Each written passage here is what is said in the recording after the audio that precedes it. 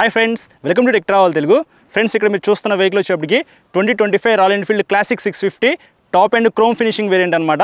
ఈ వెహికల్కి సంబంధించిన ఎగ్జాక్ట్గా ఆనుడు ప్రైస్ ఎంత, స్పెసిఫికేషన్స్ ఏంటి, తర్వాత ఈ వెహికల్ నేను రైడ్ చేస్తాను, నా రైడ్ ఎక్స్పీరియన్స్ కూడా మీతో షేర్ చేసుకుంటా. ఎవరైనా క్లాసిక్ 650 కొనుక్కోవాలి అని అనుకుంటే ఖచ్చితంగా ఈ వీడియో హెల్ప్ అయింది కాబట్టి స్కిప్ చేయకుండా లాస్ట్ వరకు చూడండి. ఫ్రెండ్స్, ఈ వెహికల్ మీరు పర్చేస్ చేయాలనుకుంటే టోటల్గా 3 వేరియంట్స్ అలాగే 4 కలర్స్లో మీరు చూస్ చేసుకోవచ్చు. ఎగ్జాక్ట్గా ఆనుడు ప్రైస్ విషయానికి వస్తే బేస్ వేరియంట్ వచ్చేప్పటికి 4,06,000 రూపీస్ ఉంది.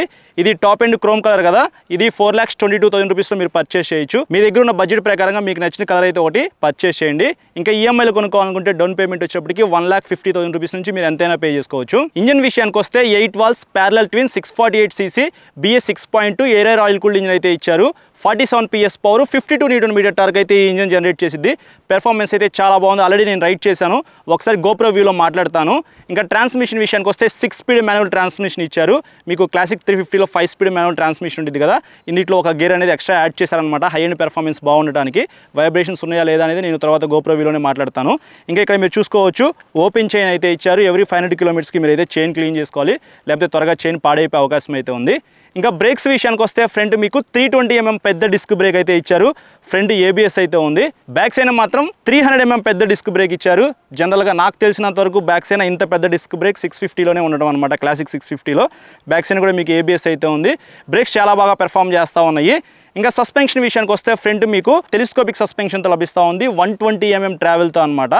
బ్యాక్ సైడ్ మాత్రం మీకు అడ్జస్టబుల్ ట్విన్ షాక్స్ అయితే ప్రొవైడ్ చేశారు. 90mm సస్పెన్షన్ ట్రావెల్ అయితే ఉండిద్ది, మీరు వాటిని కావాలంటే అడ్జస్ట్ చేసుకోవచ్చు. ఇంకా టైర్స్ అండ్ వీల్స్ విషయానికి వస్తే స్పోక్ వీల్స్ విత్ ట్యూబ్ టైర్తో లభిస్తూ ఉంది. ట్యూబ్లెస్ అయితే ఏమీ కాదు.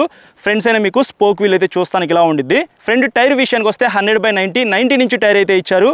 ఫ్రంట్ మీకు కొద్దిగా పెద్ద టైర్ అయితే ఉందన్నమాట. నార్మల్ టైరే, రేడియల్ టైర్ అయితే ఏమీ కాదు. కానీ బ్యాక్ సైడ్ మాత్రం మీకు 140/70 ఆర్ 18 ఇంచ్ టైర్ అయితే ఇచ్చారు. బ్యాక్ సైడ్ మీకు 18 ఇంచ్ టైర్తో లభిస్తూ ఉంది. అది రేడియల్ టైర్ అనమాట. హై స్పీడ్లో 3 డిజిట్స్ వెళ్ళేటప్పుడు స్కిడ్ అవ్వకుండా మీకు ఈ రేడియల్ టైర్ అయితే హెల్ప్ అవుతుందని చెప్పుకోవచ్చు. డైమెన్షన్స్ గురించి మాట్లాడుకున్నట్లయితే గ్రౌండ్ క్లియరెన్స్ వచ్చేప్పటికి 154mm అనేది ఇచ్చారు. మన ఇండియన్ రోడ్స్కి మినిమం 160 ఉంటే సరిపోయింది కదా, కానీ ఇందులో మనకి 154 ఇచ్చారంటే 6mm అనేది తక్కువ ఉంది కాబట్టి పెద్ద పెద్ద స్పీడ్ బ్రేకర్స్ క్రాస్ చేసేటప్పుడు కొద్దిగా జాగ్రత్తగా అయితే రైడ్ చేయండి. సీట్ హైట్ విషయానికి వస్తే 800mm అనేది ఇచ్చారు. మినిమం 5.6, 5.7 ఆ హైట్ ఉన్న వాళ్ళైతే ఈ వెహికల్ ప్రాపర్గా రైడ్ చేయగలరు. ఇంకా వెయిట్ విషయానికి వస్తే 243 kgs వెయిట్ ఉంది. చాలా వెయిట్ బ్రో, నాకైతే చాలా వెయిట్ అయితే అనిపించింది అనమాట. నేను 5'8" హైట్ అయితే ఉంటాను కదా, నా హైట్కే ఈ వెహికల్ వెయిట్ అనిపించిందంటే ఒకసారి మీరు చెక్ చేసుకోవాలి. షోరూమ్కి వెళ్ళి వెహికల్ మీద ఎక్కి కూర్చొని అప్పుడు మాత్రమే కొనుక్కోండి. డైరెక్ట్గా అయితే ఈ వెహికల్ చూసి కొనుక్కోవద్దు. 14.8 లీటర్స్ మెటల్ ఫ్యూయల్ ట్యాంక్ అయితే ఇచ్చారు. ఇక్కడ మీకు క్రోమ్ ఫినిషింగ్ లో బ్లాక్ కలర్ లో చూస్తానికి చాలా బాగుంది. లైట్స్ గురించి మాట్లాడుకున్నట్లయితే front side LED head light అయితే ప్రొవైడ్ చేశారు. నైట్ టైం విజిబిలిటీ అయితే చాలా బాగుండిద్ది. బ్యాక్ సైడ్ మీకు టైల్ లైట్ కూడా LED ఇచ్చారు. రౌండ్ టైల్ లైట్ అయితే చూస్తానికి ఇలా ఉండిద్ది. కానీ సిగ్నల్ లైట్స్ మాత్రం బల్బే ఇచ్చారు. ఇవి కూడా LED తో తీసుకొస్తే బాగుండేది, అదొకటి మిస్ అయిందని చెప్పుకోవచ్చు. ఇంకా ఫీచర్స్ విషయానికి వస్తే కన్సోల్ ఇక్కడ మీరు చూడొచ్చు, ఎన్లాగ్ డిజిటల్ కన్సోల్ ఇచ్చారు. ఎన్లాగ్ స్పీడోమీటర్ అయితే ఉంది. అందులోనే మీకు లో ఇంజిన్ ఆయిల్ వార్నింగ్, లో battery indicator, ABS indicator, mall function light indicator, లో ఫ్యూల్ వార్నింగ్, న్యూట్రల్ ఇండికేటర్ ఇవి మాత్రమే ఇచ్చారు. దాని కింద మాత్రం మీకు digital fuel gauge, trip meter, gear indicator, odometer అయితే ఇచ్చారనమాట. చాలా సింపుల్ గా అయితే ఉంది కన్సోల్ అయితే. దాని పక్కన మీకు ట్రిప్పర్ అయితే ఇచ్చారంటే గూగుల్ మ్యాప్స్ అయితే మీకు ఇక్కడ చూపిస్తూ ఉండిద్ది. క్లాక్ కూడా ఇక్కడ మీకు కనిపిస్తూ ఉందన్నమాట. ఇది టాప్ ఎండ్ వేరియంట్ కాబట్టి మీకు ఇదైతే స్కిప్ అవ్వకుండా వచ్చింది. ఇంకా హ్యాండిల్కి రైట్ సైడ్ చూసుకున్నట్లయితే రెడ్ కలర్లో ఇంజిన్ కిల్ స్విచ్ అయితే ఇచ్చారు. ఇన్బిల్ట్ సెల్ఫ్ స్టార్ట్ అయితే ఉంది. దాని కింద మీకు హజార్ లైట్ స్విచ్ అయితే ఇచ్చారు. హ్యాండిల్కి లెఫ్ట్ సైడ్ చూసుకున్నట్లయితే మీకు ఇక్కడ ఐ స్విచ్ అయితే ఉంది కదా, ఈ స్విచ్ ద్వారా మీరు ఈ కన్సోల్ని ఆపరేట్ చేసుకోవచ్చు. తర్వాత హై బీమ్, లో బీమ్ స్విచ్ ఉంది. ఇన్బిల్ట్ పాస్ స్విచ్ అయితే ఇచ్చారు. దాని కింద సిగ్నల్ లైట్ స్విచ్ ఉంది. ఇంకా కింద చూసుకున్నట్లయితే హార్న్ ఉంది. వైడ్ హ్యాండిల్ బార్ అనమాట. హ్యాండిల్ కంఫర్ట్ అయితే చాలా బాగుంది. అలాగే ఈ హ్యాండిల్ మీద మీకు adjustable clutch and break levers అయితే ప్రొవైడ్ చేస్తా ఉన్నారు. ఇది కూడా స్కిప్ అవ్వలేదు. ఇంకా సీట్ విషయానికి వస్తే ఇక్కడ మీరు చూడొచ్చు, మనకి స్ప్లిట్ సీట్ అయితే ఇచ్చారు. రైడర్ సీట్ అయితే చాలా కంఫర్టబుల్గా ఉంది. చాలా పెద్దగా అయితే డిజైన్ చేశారు. పిలియన్ సీట్ అయితే కొద్దిగా చిన్నగానే ఉంది. సిటీలో వరకు మీరు మేనేజ్ చేసుకోవచ్చు. బట్ లాంగ్ వెళ్దాం అంటే మాత్రం పిలియన్ రైడర్కి అంత కంఫర్ట్ అయితే ఉండదు. ఇక్కడ గ్రాబ్ రైల్ కూడా ఏమీ లేదనమాట. సో ఇటువైపున మీకు పట్టుకోవడానికి 2 చిన్న హ్యాండిల్స్ అయితే ఇచ్చారు. రబ్బర్ ప్యాసింజర్ ఫుట్ రెస్ట్ అయితే ఇక్కడ మీరు చూడొచ్చు. దీని క్వాలిటీ అయితే చాలా బాగుంది. అలాగే స్కిప్ చేయకుండా శారీ గడ్ అయితే ఇస్తూ ఉన్నారు. ఇది 648cc ప్యారలల్ ట్విన్ ఇంజిన్ కాబట్టి మనకి 2 సైలెన్సర్లు అయితే వస్తూ ఉన్నాయి.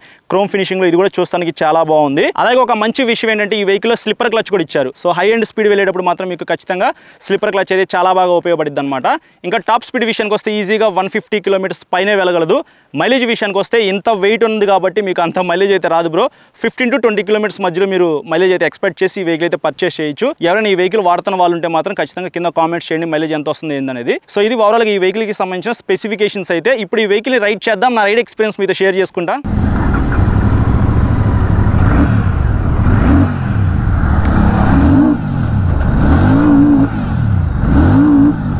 ఎగ్జాస్ట్ సౌండ్ విన్నారు కదా, ఇప్పుడు ఈ వెహికల్ రైడ్ చేద్దాం.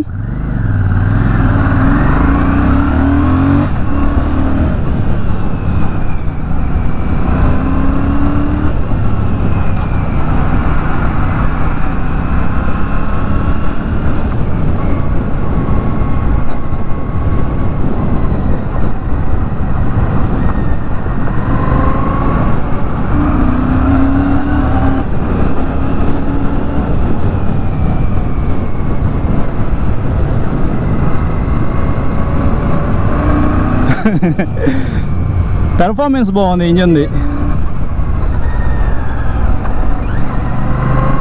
కాంటినెంటల్ GT 650 ఇంటర్సెప్టర్ 650లో ఏదైతే ఇంజన్ ఉందో 648cc parallel twin 8 valves air oil cooled SOS engine, same అదే ఇంజన్ అయితే క్లాసిక్ 650లో యూజ్ చేశారు.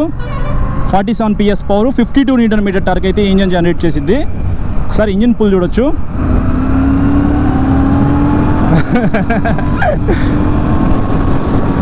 మైండ్ బ్లోయింగ్ అసలు ప్రతి గేర్లో కూడా మీకు ఇంజిన్ పుల్ అయితే చాలా బాగుంది. ఇట్లా యాక్సిడెంట్ ఇచ్చే కొద్దీ జయ్యని వెళ్ళిపోతుంది అనమాట.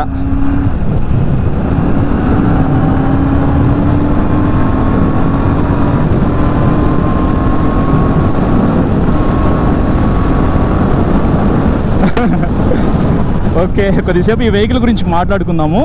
243 kgs wait bro, literally 650cc ఈ వెహికల్లో ఉన్నంత వెయిట్ అయితే ఇంకా వేరే ఏ వెహికల్లో కూడా లేదు.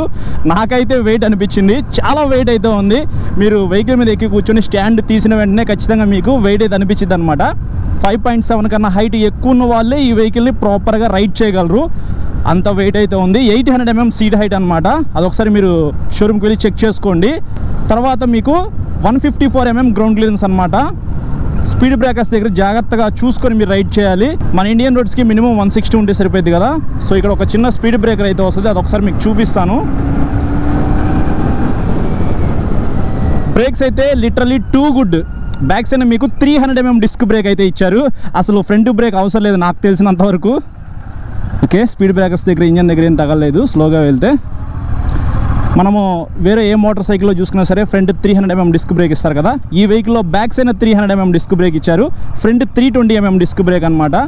బ్రేక్స్ అయితే చాలా అంటే చాలా బాగున్నాయి.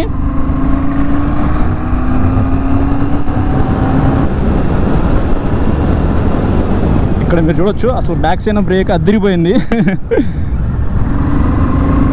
నేనైతే హార్డ్ బ్రేకింగ్ అయితే ఏం చేయలేదు. సస్పెన్షన్ కూడా బాగుంది, 43 mm షోవా సస్పెన్షన్ అయితే ఇచ్చారు. 120 mm సస్పెన్షన్ ట్రావెల్ అయితే ఉండిద్ది.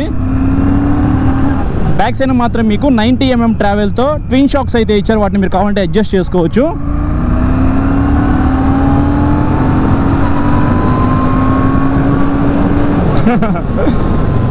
అల్టిమేట్లీ ఉంది వెహికల్ అయితే. అసలు పెర్ఫార్మెన్స్ అయితే మాత్రం సూపర్ అంటే సూపర్ బ్రో. ఇప్పుడు కంఫర్ట్ గురించి మాట్లాడుకుందాము. ఫస్ట్ నాకు బాగా నచ్చింది కంఫర్టే అనమాట. క్లాసిక్ 350లో మీకు ఏదైతే సీట్ కంఫర్ట్ ఉండిద్దో అదే కంఫర్ట్ అయితే ఈ వెహికల్లో ఉంది. ఇంకా మీకు వైడ్ హ్యాండిల్ బారు కొంచెం మన వైపుకి ఇట్లా బెండ్ అయితే ఉందన్నమాట. ఇట్లా క్రూజ్ చేసుకుంటూ మీరు ఎంత దూరం కావాలంటే అంత దూరం అయితే వెళ్ళిపోవచ్చు.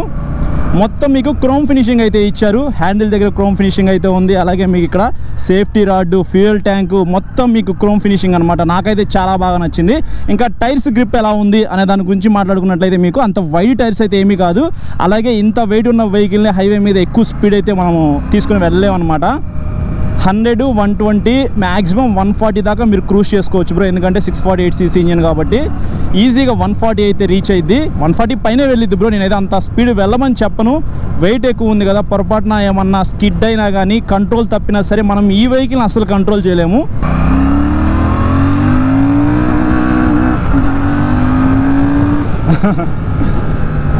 వైబ్రేషన్స్ ఉన్నాయి బ్రో. ఎస్, వైబ్రేషన్స్ అయితే ఉన్నాయి. సీట్ మీద నేను లైట్గా వైబ్రేషన్స్ అయితే నోటీస్ చేశాను. ఫస్ట్ గేర్లో మొత్తం యాక్సిలేటర్ అయితే ఇచ్చేసాను అనమాట. అప్పుడు మీకు ఇక్కడ సీట్ మీద వైబ్రేషన్స్ అయితే ఉన్నాయి, ఇప్పుడు కూడా ఉన్నాయి.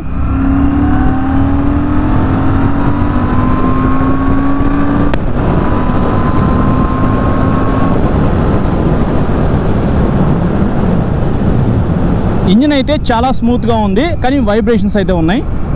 క్లచ్ అయితే స్మూత్గా ఉంది, హార్డ్ అయితే ఏమి లేదు. క్లచ్ అండ్ బ్రేక్ లివర్స్ అయితే అడ్జస్ట్ చేసుకోవచ్చు. గేర్లు వేసేటప్పుడు కానీ తీసేటప్పుడు కానీ ప్రాబ్లం అయితే ఏం లేదు. ట్రాన్స్మిషన్ కూడా స్మూత్గానే ఉంది. ఇక్కడ పెద్ద స్పీడ్ బ్రేకర్ అయితే వచ్చింది. Okay, no issue.